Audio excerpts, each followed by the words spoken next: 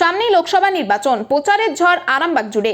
আর এবার প্রচারে বেরিয়ে চপ বেগুনি ভাজাকে কেন্দ্র করে বিরোধীদের কটাক্ষের মুখে পড়লেন আরামবাগের তৃণমূল প্রার্থী মিতালি বাগ। কখনো প্রচারে বেরিয়ে ফুচকা খাইয়ে, আবার কখনো ধান কেটে ভোট প্রচার করতে দেখা গেছে প্রার্থীকে। আজ খানাকুলের হানুয়া এলাকায় প্রচার করতে গিয়ে একটি চপ দোকানে চপ বেগুনি ভাজতে দেখা যায় তাকে। আর এরপর থেকেই শুরু হয় বিরোধীদের তীব্র কটাক্ষ। এই বিষয়ে বিজেপি বিধায়ক মধুসূদন বাগ কটাক্ষ করে বলেছেন, দীর্ঘদিন আগেই মমতা ব্যানার্জি চপ শিল্পের কথা বলেছিলেন। এ কথা নতুন কিছুই নয়। রাজ্য জুড়ে বেকারত্বের সংখ্যা যেভাবে দিন দিন বৃদ্ধি পাচ্ছে, চাকরি বাতিল হচ্ছে, তাতে মমতা বন্দ্যোপাধ্যায়ের সরকার জানিয়েছেন চাকরি না পেলে চপ শিল্পই হবে পশ্চিমবঙ্গের ভবিষ্যৎ শিল্প। এ বিষয়ে সিপিআইএম এর কর্মী অসিত মালিক বলেছেন, সম্প্রতি যে সকল শিক্ষক শিক্ষিকা চাকরি বাতিল হয়েছে তাদেরকে ভবিষ্যতে পেট চালানোর প্রশিক্ষণ দিচ্ছেন মিতালি বাগ। এই বিষয়ে আরামবাগের প্রাক্তন চেয়ারম্যান স্বপন নন্দী মহাশয় জানিয়েছেন, মিতালি অতি সাধারণ পরিবারের মেয়ে, তাই সকল স্তরের মানুষের সাথে সে অতি সহজেই মিশে যাচ্ছে এবং তার প্রচারে জনজোয়ারও লক্ষ্য করা যাচ্ছে। যদিও এই কটাক্ষে কান দেননি মিতালি বাগ। এই বিষয়ে আরও কি জানালেন তারা, ওনাদের কাছ থেকে শুনবো বিস্তারিত। 24 আওয়ার্স আরামবাগের রিপোর্ট।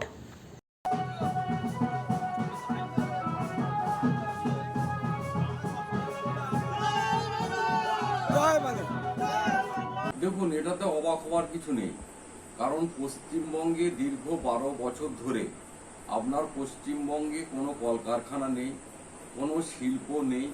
মুখ্যমন্ত্রীকে ফিতে কেটে কোনো শিল্পের উদ্বোধন করতে দেখা যায়নি। পশ্চিমবঙ্গের 50 লক্ষ পরিযায়ী শ্রমিক তারা রাজ্যের বাইরে বিভিন্ন বিজেপি শাসিত রাজ্যে তারা জব বা চাকরি বা কাজ যেটাই বলেন না কেন জীবিকা নির্বাহের জন্য তারা ঘুরছেন। আর অন্যদিকে পশ্চিমবঙ্গের মাননীয় মুখ্যমন্ত্রী মমতা ব্যানার্জি তিনি দীর্ঘদিন আগেই ঘোষণা করে দিয়েছেন যে পশ্চিমবঙ্গের বেকার যুবক যুবতীদের ভবিষ্যৎ হচ্ছে চপ শিল্প।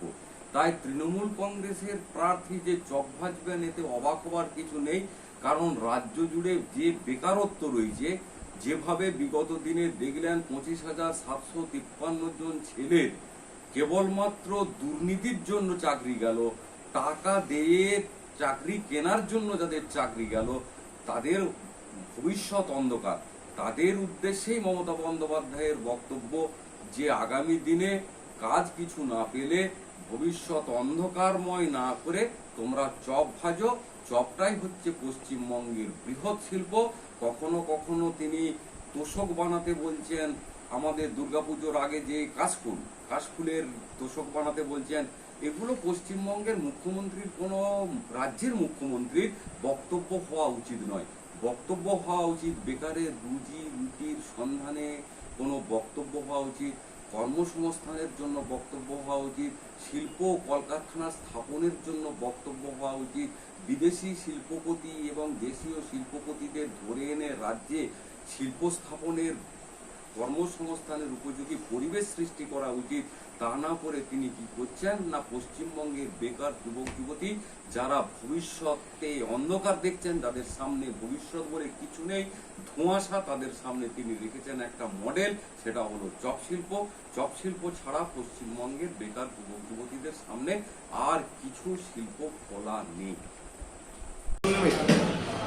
যা শিক্ষিত ছেলে মেয়ে তাদেরকে হচ্ছে গোটা পশ্চিমবাংলা একেবারে মানে ধ্বংস করে দিচ্ছে এই তৃণমূল কংগ্রেস সরকার।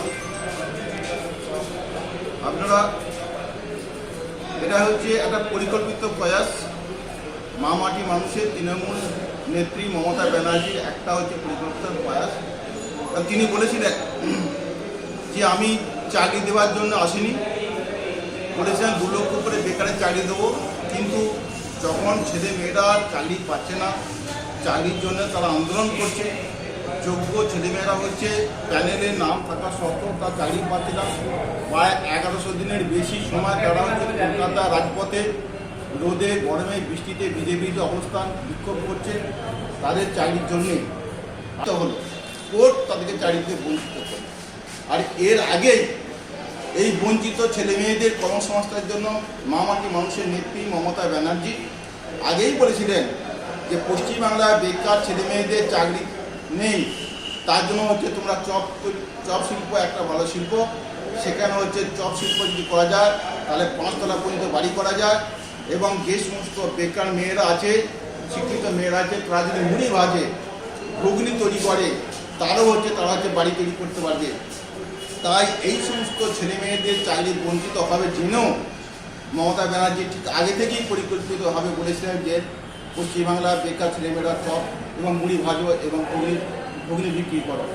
আর সেইটাই হচ্ছে এখন ওই সমস্ত 25,753 জন ছেলে এই যে কর্ম থেকে বিচ্যুত হলো, তাদের বেঁচে থাকার জন্য এই আমাদের আরামবাগের প্রার্থী মিতালি বাগ তাদেরকে নিজেই প্রশিক্ষণ দিচ্ছে এবং নিজে দেখিয়ে দিচ্ছে যে তাদের এই বেকার ছেলে মেয়েদের পেট চালানোর জন্য চপ তৈরি করতে হবে।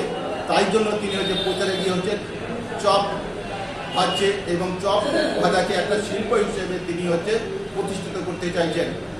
কটাক্ষ করছে মিতালির এই চপ ভাজাটা দিয়ে, দলীয় কর্মী আর ভুয়ো শিক্ষকদের চপ ভাজা শেখাচ্ছে মিতালি, কি বলবেন? এ ব্যাপারে আমাদের দলের তরফ থেকেও বিস্তারিত সব আমাদের নেতৃত্বরা বলেছেন। আর মাননীয় মুখ্যমন্ত্রী তো সভা সমিতিতে সব জায়গাতেও এই ব্যাপারটা নিয়ে তিনি তো বলছেন, তিনি সবসময় যারা চাকরি প্রার্থী তাদের পিছনে আমাদের মাননীয় মুখ্যমন্ত্রী সবসময়ই আছেন।